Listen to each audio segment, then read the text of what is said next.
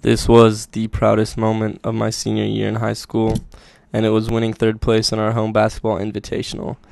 And that was a big deal for El Dorado because El Dorado had not had any success in our home basketball tournament for about a decade. And that was proud for me because I had been a part of this team and been with these team members for almost 4 years in high school. Some 4, some 3, some 2, but it didn't matter. We came together our senior year, and we were not a bad team. And that was important for me to go away and to leave the program in what I thought were better hands than what I found them. One of the things we really preached this year as a team and as a philosophy for the team was to acknowledge when someone does something good. And that didn't always happen in previous years. And that was a main emphasis and something we did every day. And if you didn't do it, you were going to run. So, for example, I steal the ball here from campus, and I pass it to the point guard, who then passes it to our center, and he scores it. But it was not a good pass. It was a poor pass. And our point guard realizes that the center makes a good catch. So he points at him and tells him, "Good job." And that was just one example of us playing as a cohesive unit. And to play as a cohesive unit, you have to have everyone buy in to the system. And not everyone's going to want to buy into the system because that means that they might have a role that they don't want to do. Someone might not be the main person that takes all the shots, or they might not be the point guard or the center who does all the flashy things. They might have to take charges and get rebounds. But we managed to buy in because me and my coach talked about this in the summertime, and he told me that in order to get everyone to buy in, you have to tell them things that they don't want to hear in a way in which they want to hear them. For example, we had one player on our team who would not take any advice, who would not listen to you unless you yelled at him and you got in his face and said, "Hey, you need to stop shooting. We need to get people more touches," and you had to yell it to him. And he didn't get mad. That's just the way he responded to that kind of stuff. But if you were to do that for another person on the team, he would completely shut down. He would cave in almost, and he would be no use to you, even though he was arguably our most important player, the player most vital for success on the team. So you had to kind of coax him into listening to what you're saying. You couldn't be very forceful. You couldn't be upfront about it. It took some time, but once you figured out that's how he wanted to respond to criticism, then it was much better for the team.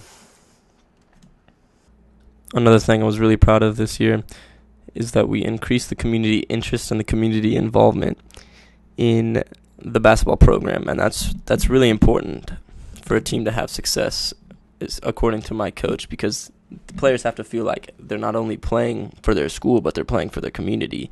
And community pride, especially in a small town like ours, is very important.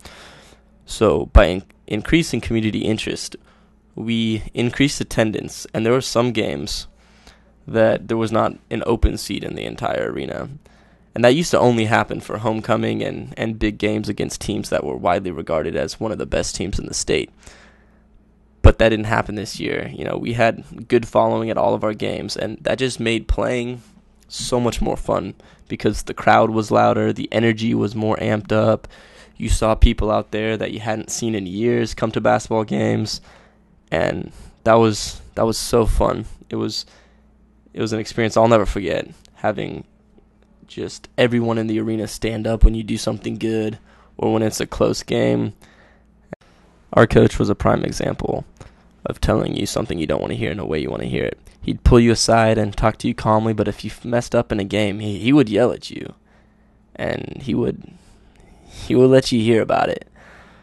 But that's something coaches have to do. They have to find a balance between knowing when to yell at someone and knowing when to not yell at someone, because players, even though they're on the varsity basketball team or they might be all league, they have very fragile confidence in themselves. And I think that you see that at any level of sports, especially in the pro game. You have players like LeBron James, who I think when he first moved to Miami lost confidence in himself because he was surrounded by stars who were almost as good as he was, and he felt pressure to give them the ball. Even though he's the best player in the world, he was too passive with the ball. And you get that a lot of times with players, especially in the high school level, who they have the skill, but they lack the confidence to execute the skill.